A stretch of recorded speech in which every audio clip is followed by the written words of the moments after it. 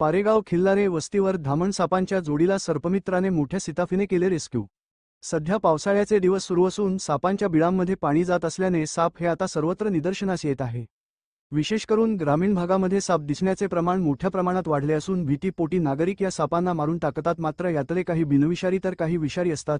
येवला शहराजवळ असलेल्या पारेगाव येथील खिल्लारे वस्तीवर धामण सापांची जोडी येथील रहिवाशांच्या निदर्शनास आली होती। यावेळी सर्पमित्र दीपक सोनवणे यांना पाचारण करतात सर्पमित्र यांनी तात्काळ या सापाला मोठ्या शिताफीने रेस्क्यू केले व त्यांच्या नैसर्गिक अधिवासात सोडून दिले। प्रतिनिधी सचिन वखारे, येवला। नमस्कार, मी दीपक सोनवणे, सर्पमित्र। सध्या पावसाचे दिवस आहेत।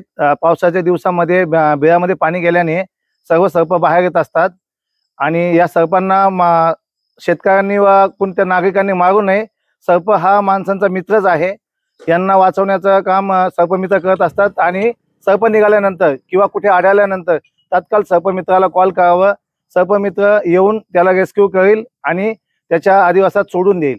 सर्प मारणे हा कायद्याने गुन्हा आहे आणि त्यांना शिक्षा पण होऊ शकतो, याची सर्व नागरिकांनी काळजी घ्यावी।